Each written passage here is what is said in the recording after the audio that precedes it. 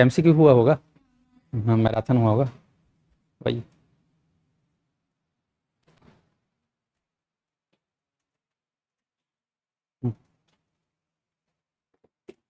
चलिए जोड़ दीजिए। नमस्कार, सभी अभ्यर्थी जुड़ जाएंगे फटाफट। और हम लोग टॉपिक हमारा चल रहा था इमोशनल डेवलपमेंट, संवेगात्मक विकास। और इस पे चर्चा परिचर्चा में मूल प्रवृत्तियां पढ़ चुके हैं आप लोग। मूल प्रवृत्तियां को लेकर क्या क्या डेफिनेशन दिया हुआ है, क्या है मूल प्रवृत्ति की विशेषताएं, रिवाइज कर लिया करो मेरे क्लास टाइम। उसके बाद संवेग, संवेग की विशेषताएं, संवेग के प्रमुख तत्व, संवेग के प्रकार, ये टॉपिक जो है शुरू जस्ट हुआ था। संवेग मूल प्रवृत्ति एक झलक देख लो। मूल प्रवृत्ति मनोशारीरिक प्रवृत्ति है। मूल प्रवृत्तियों के आयाम, मूल प्रवृत्ति की विशेषताएं मैकडूगल द्वारा, वैलेंटाइन द्वारा, विलियम जेम्स द्वारा और भाटिया के द्वारा। संवेग, ये टॉपिक हुआ था संवेग का अर्थ, जिसमें संवेग अंग्रेजी भाषा इमोशन से लिया गया है। इमोशन आया है लैटिन भाषा के इमोवर से। इमोवर का अर्थ होता है उत्तेजित होना या उद्वेलित होना या उथल पुथल मचना। चालू है ना सब आवाज आवाज? हाँ। उत्तेजित अवस्था भी कहा जाता है, स्टायर्ड अप स्टेट।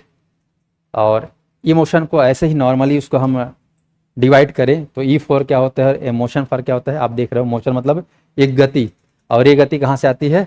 अंदर से। ठीक है जी। तो इमोशन अंदर से आता है कि बाहर से आता है बताओ? संवेग आपके अंदर से आता है कि बाहर से आता है? लेकिन संवेग को प्रभावित अंदर वाला करता है कि बाहर वाला करता है? बाहर वाला कि दोनों वाला? अंदर भी से भी होता है, बाहर से भी, तो दोनों साइड होता है ना।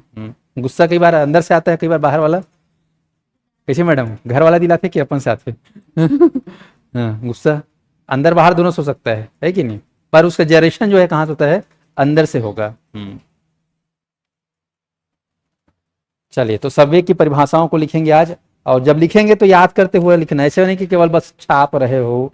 तो फिर मैं नोट्स तक को दे सकता हूँ, है कि नहीं? नोट्स भी दे सकता हूँ ना, आप लोग छाप सकते हो। तो जब मेरे साथ लिखोगे तो आप थोड़ा सा ध्यान देते हुए समझते हुए लिखेगा तो थोड़ा याद होगा, बन जाएगा। चल है, क्या बोले जी? हाँ, तो ऐप में मिलता है ना जी इसका नोट्स। हाँ, ऐप मिलता है ऐप में। पर आप लोग लिख लो तो आप लोग का कलम चलेगा तो ज़्यादा ध्यान रहेगा। वुडवर्थ के अनुसार हम लिखने जा रहे हैं संवेग की परिभाषा। लिखेंगे संवेग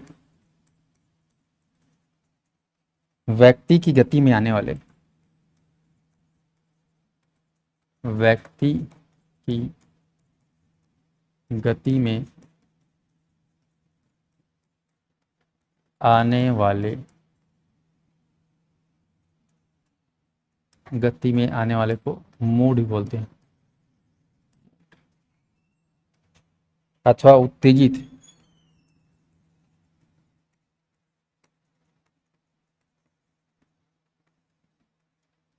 उत्तेजित, स्टीयर्ड अप,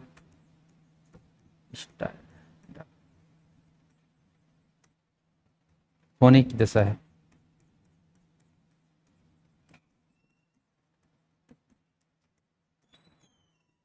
होने की दशा है।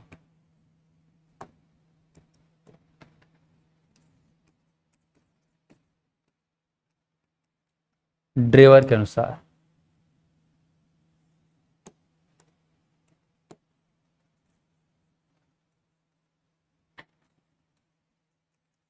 संवेग प्राणी की एक जटिल दशा है, जिसमें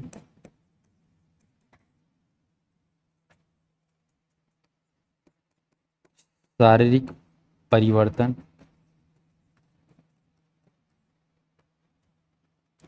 प्रबल भावना,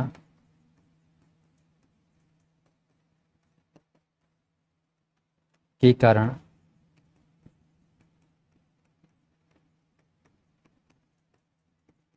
उत्तेजित दशा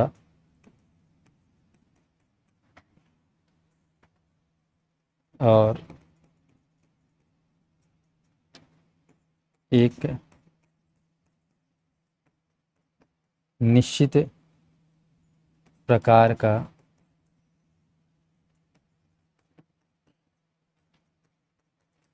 व्यवहार करने की प्रवृत्ति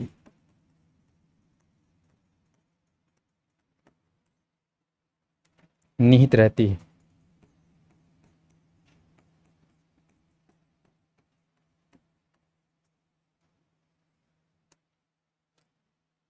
दोनों को नोट डाउन कर लीजिए, फिर इस पर डिस्कस करते हैं। समय प्राणी की एक जटिल दशा है जिसमें शारीरिक परिवर्तन, प्रबल भावना के कारण उत्तेजित दशा और एक निश्चित प्रकार का व्यवहार करने की प्रवृत्ति निहित रहती है। समय को लेकर डेफिनेशन वुडवर्थ के द्वारा, जेम्स ड्रेवर के द्वारा।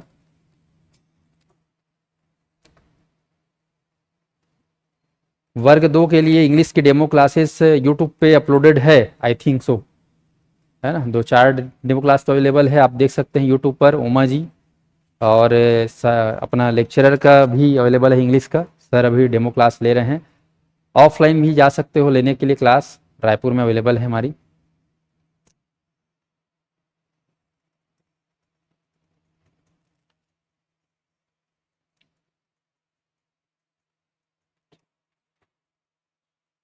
तो ध्यान दीजिएगा, डिस्कस करते हैं वुडवर्थ वाला।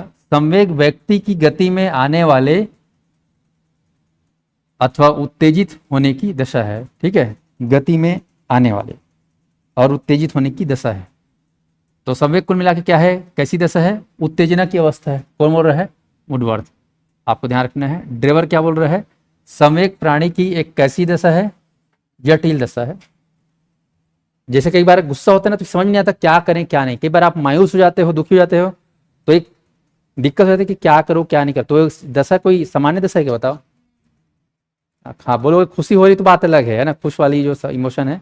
लेकिन अक्सर कई सारे, जैसे डर आ गया, तो डर में दिमाग तुम्हारा क्या हो जाता है, काम करना बंद कर देता है, एक जटिल दशा हो जाती है। तो यहाँ पर कहीं ना कहीं संवेग क्या है, प्राणी की कैसी दशा है, सामान्य दशा है क्या, कैसी दशा है, बहुत ही जटिल दशा है भाई। जिसमें क्या हो जाता है, शारीरिक परिवर्तन। गुस्सा आता है चेहरे में, मुंह कैसा परिवर्तन आता है बताओ, आंख लाल लाल, नाक लाल लाल, और पता नहीं चेहरा क्या क्या हो जाता है कि नहीं, भावें आपके उग्र हो जाते हैं, जैसा भी है, ठीक है। प्रबल भावना के कारण उत्तेजित दशा और एक निश्चित प्रकार का व्यवहार करने की प्रवृत्ति पाई जाती है। तो फिर जब जैसे संवेग दिखता है, तो संवेग के अनुसार हमारा शरीर क्या होता है, बदल जाता है, और उसके हिसाब से हम क्या करते हैं, व्यवहार करते हैं। मतलब संवेग से हमारे अंदर शारीरिक परिवर्तन, मानसिक परिवर्तन आता है कि नहीं आता है, बताइए। आता है ना। संवेग से हमारे अंदर कौन कौन सा परिवर्तन आता है, शारीरिक परिवर्तन और मानसिक परिवर्तन, ये बोला है ड्रेवर साहब ने। अगला लिखेंगे, रॉस के अनुसार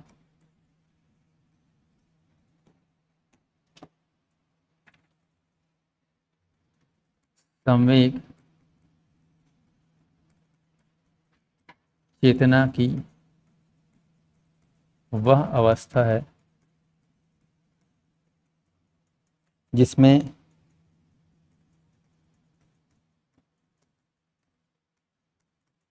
रागात्मक तत्व की प्रधानता रहती है।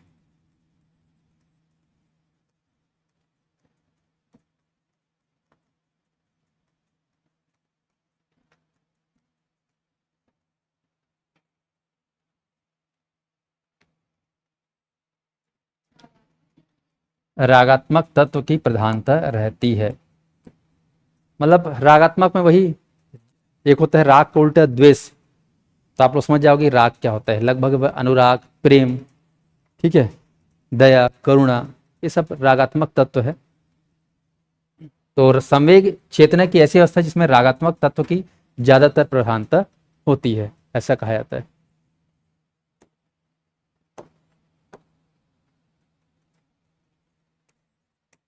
वैलेंटाइन के अनुसार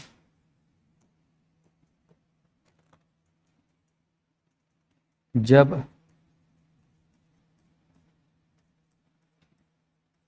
रागात्मक तत्व का, हाँ, रागात्मक प्रकृति का वेग बढ़ जाता है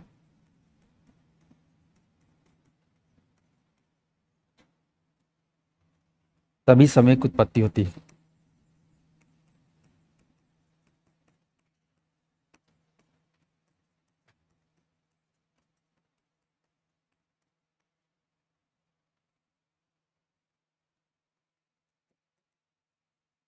जब रागात्मक प्रकृति का वेग बढ़ जाता है तभी समय की उत्पत्ति होती है।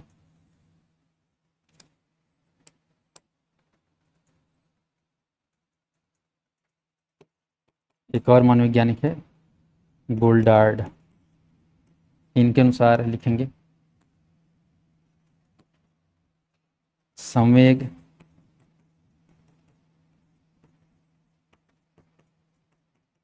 क्रियाओं का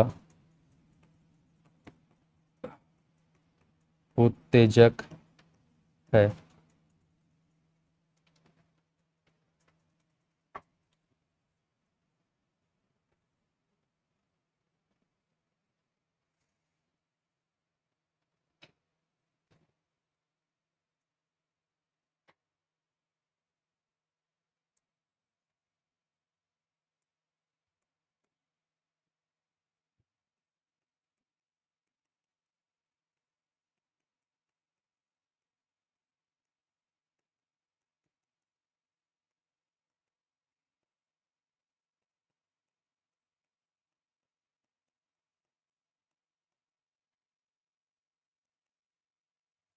चलिए ध्यान दीजिए, लिख लीजिए एक बार।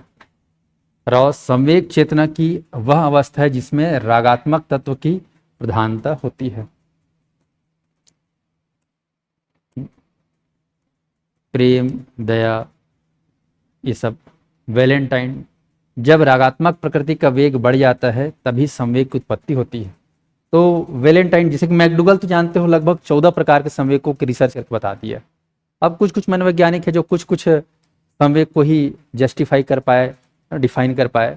तो वैलेंटाइन जानते हो आप लोग, जो वैलेंटाइन के नाम सुने होंगे, राग को लेकर, राग मतलब प्रेम, ठीक है, दया, करुणा।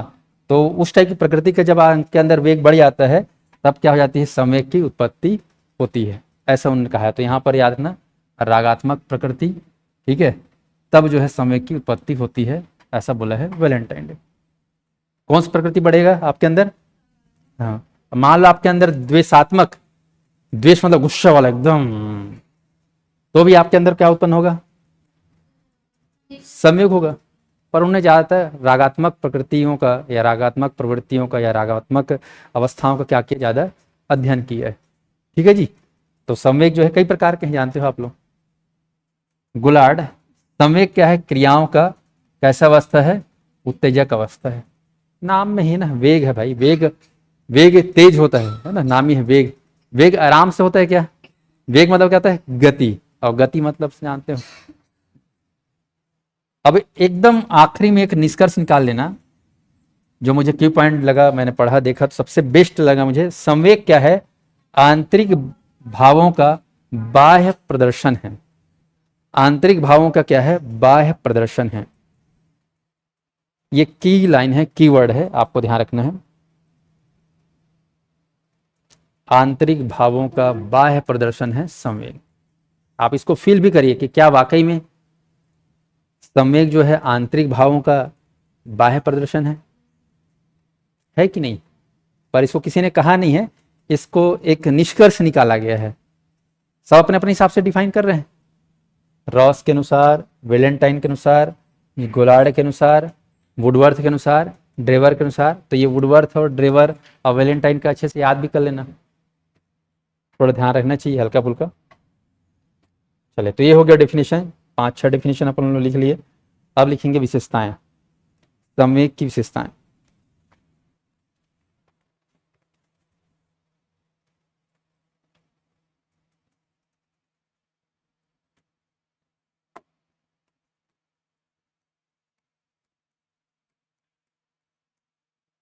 अब इसको रटना मत, फील करना संवेग की विशेषताएं को, क्योंकि आपके अंदर भी संवेग आता है कि नहीं आता है, बताओ।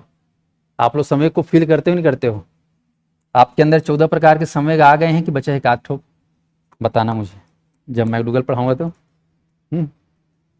चलिए, तो लिखेंगे संवेग की विशेषताएं। अच्छा मुझे बताओ कि संवेग एक इंसान के लिए जरूरी है कि नहीं जरूरी है?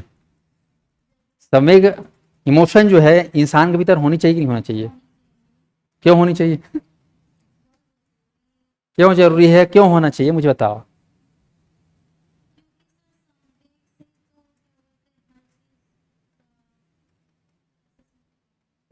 संवेग क्यों जरूरी है? अगर आपके अंदर संवेग न रहे तो क्या होगा? फीलिंग से खत्म हो जाएगी ना। हमको किसी से प्रेम है तो हमारे अंदर संवेग ही इसीलिए उसके प्रति प्रेम है का भाव है। अगर संवेग ही नहीं रहेगा तो उसके प्रति कोई भी भावना हमारे अंदर उत्पन्न ही नहीं होगी। चाहे क्रोध का भाव है, चाहे प्रेम का। जैसे सांप से हमको डर लगता है, हम्म लेकिन हमारे अंदर वो डर का भावना ही नहीं होगी तो डर रहेगा ही नहीं। हम्म तो कहीं ना कहीं हम जीवन यापन के लिए संवेग आवश्यक है। तो सीधी बात है, मनुष्य जीवन की जो प्रमुख विशेषता है उनमें से एक है संवेग। इंसान की इंसानियत किस पर निर्भर है? संवेग। संवेग ही तो मनुष्य के भावों को, ठीक है, एक दूसरे के भावों को क्या करता है? महसूस कराता है। इससे ये समझ में आता है कि सामने वाला आदमी जिंदा है कि नहीं है कि नहीं? मैं कुछ बोल रहा हूं दर्द की बातें और सामने वाले को दर्द नहीं हो रहा है, तो कैसे पता चलेगा उसके अंदर इमोशन है कि नहीं है? मैं दुख की बात कर रहा हूं और दुखी नहीं हो रहा है, मैं सुख की बात कर रहा हूं सुखी नहीं हो रहा है, मैं देश प्रेम की बात कर रहा हूं आपके अंदर देश प्रेम को वो नहीं झलक रहा है, तो हम कैसे माने कि सामने वाला जिंदा है करके? तो मनुष्य की सबसे बड़ी विशेषता क्या है? इमोशन होना, संवेग होना। और संवेग कहीं ना कहीं बहुत ही ज़्यादा महत्वपूर्ण है। कुल मिलाकर अगर मैं सरल शब्द में बोलूं तो जिंदा आदमी की पहचान क्या है? संवेग। और जिंदा रहते हुए भी अगर जिसके अंदर संवेग नहीं है तो जीते हुए भी क्या है वो? मुर्दा है कहना चाहिए, है कि नहीं? हम्म, तो चलिए हम लोग बड़ा बात करते हैं यहाँ पर संवेग की विशेषताएं। बस ये संवेग को आपको नियंत्रण करने आना चाहिए। संवेग अगर जरूरत से ज्यादा हो गया तो थोड़ा सा दिक्कत हो जाता है कि नहीं? कोई भी चीज है ना, अति तो क्या है, सर्वत्र वर्जित है, आप जानते हो। तो संवेग में सबसे पहली विशेषता आप लोग लिखेंगे तीव्रता। दूसरा पॉइंट लिखेंगे आप लोग व्यापकता। और पॉइंट लिखेंगे वैयक्तिकता। व्यक्तिकता और स्थानांतरण।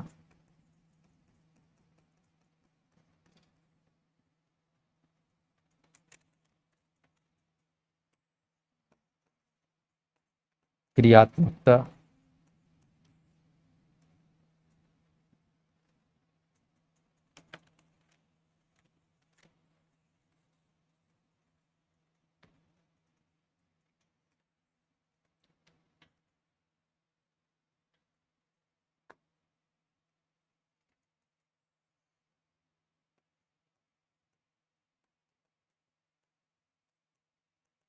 सुख दुख का भाव।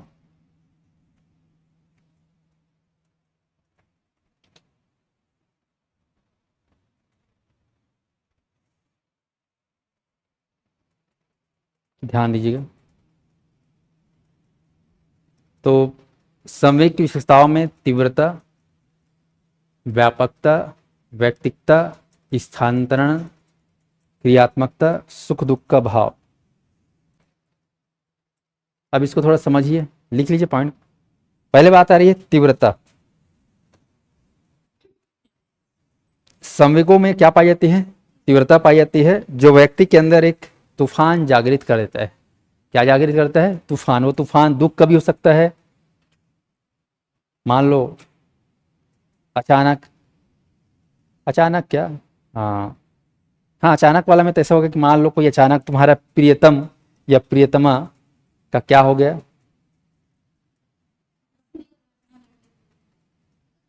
है ना, या फिर अचानक रोड एक्सीडेंट हो गया, तो अंदर से क्या हो जाएगा? तूफान। हाँ आपकी एकदम खास है ना, ये आपका एकदम स्पष्ट है। तो तूफान आया कि नहीं आया बताओ? होते हैं। और मान लो अचानक आपका रिजल्ट आ गया और आपका क्या हो गया, सिलेक्शन हो गया।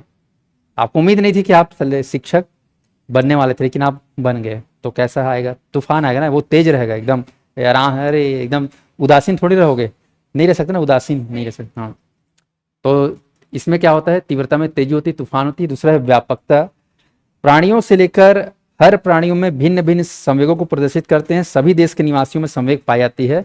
यानी कि व्यापकता मतलब ये होता है कि दुनिया में, इस पृथ्वी में कोई भी देश में कोई भी मानव हो, संवेग सबके भीतर है। ऐसा नहीं केवल भारत वाले, भारतवासियों के भीतर ही संवेग, ऐसा नहीं बोल सकते, सभी प्राणियों में, सभी मानव जात में क्या है, संवेग पाई जाती है। मतलब ये क्या, बहुत ही व्यापक है।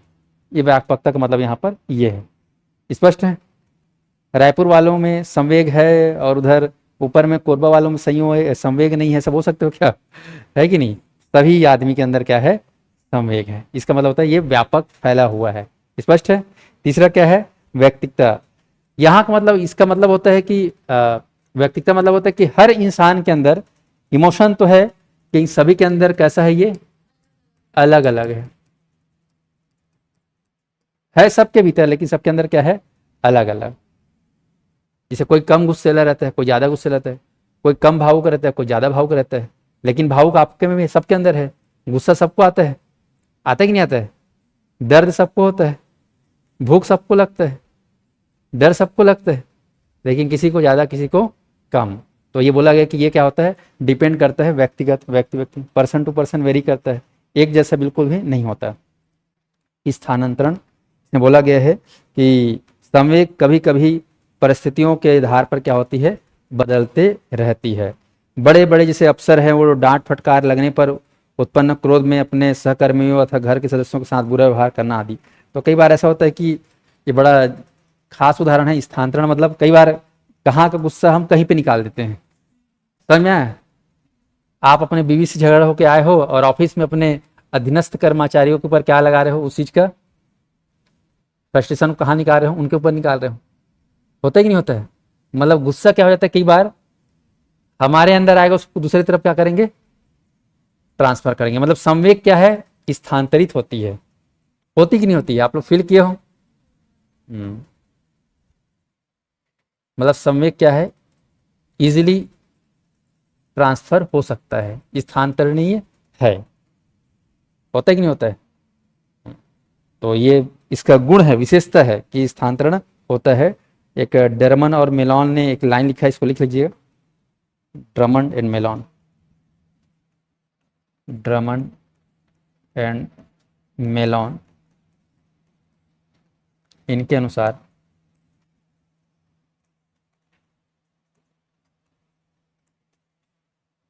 संवेगात्मक जीवन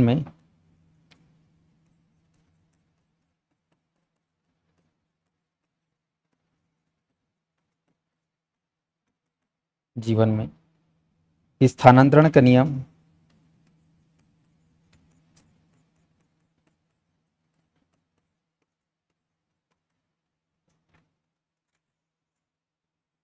एक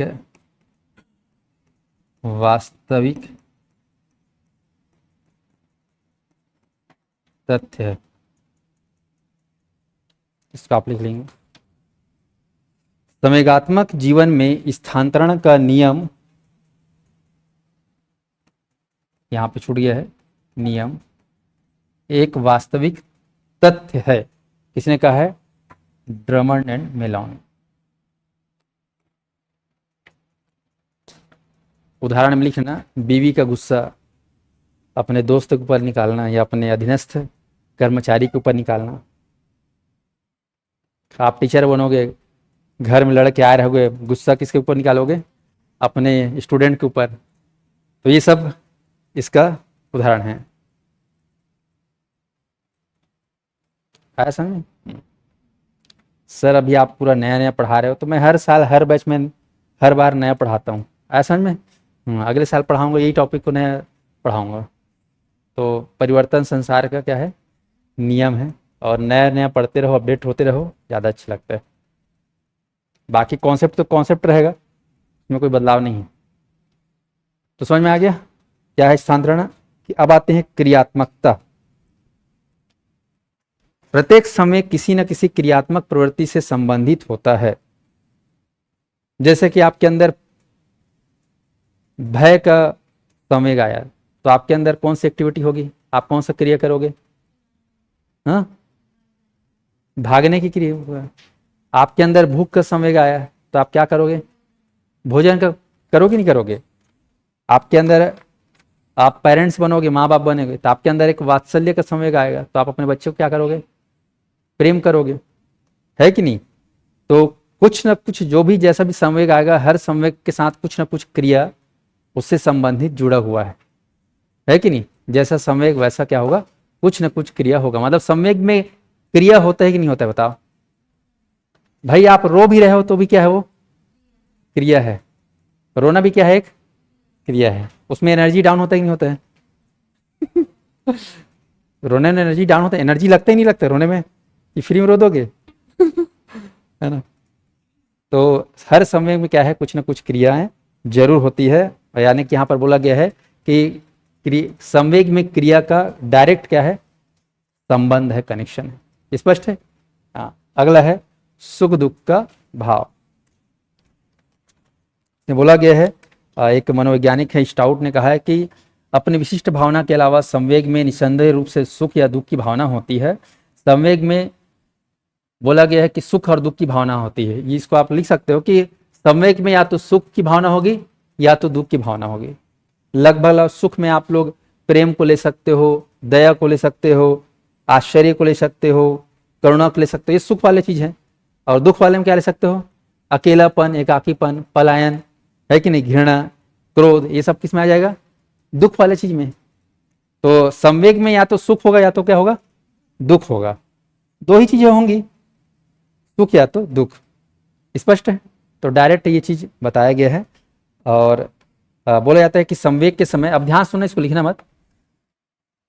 संवेग के समय व्यक्ति के व्यवहार में संपूर्ण स्वरूप में क्या हो जाता है, परिवर्तन हो जाता है। होता ही नहीं होता है? संवेग के दौरान व्यवहार में क्या हो जाता है, पूरा परिवर्तन आ जाता है। और संवेग का संबंध क्रियाओं से है, व्यवहार से है, ये भी आपको ध्यान रखना है।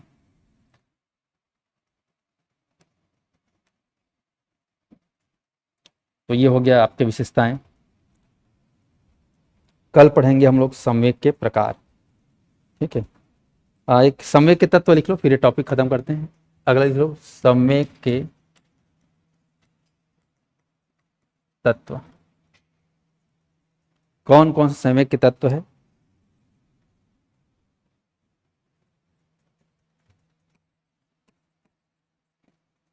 दैहिक तत्व, संज्ञानात्मक तत्व और व्यवहारात्मक तत्व।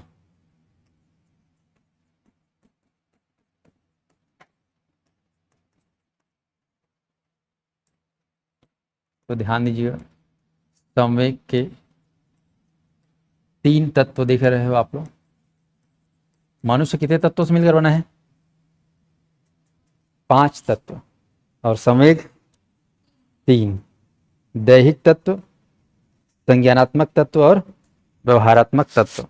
इसको बस सुने रहना, ये एक बार एग्जाम में पूछा हो गया है, उतना ज़्यादा नहीं पूछा गया, लेकिन 1 ही 2 बार पूछा गया। अब कल का टॉपिक वेरी वेरी इंपॉर्टेंट, संवेग के प्रकार बन जाएगा। तो कल इस टॉपिक को हम लोग पढ़ेंगे। हेडिंग डाल दी रहो, संवेग के प्रकार। 2 क्लास और लगेगा, फिर ये वाला टॉपिक संवेगात्मक विकास समाप्त हो जाएगा।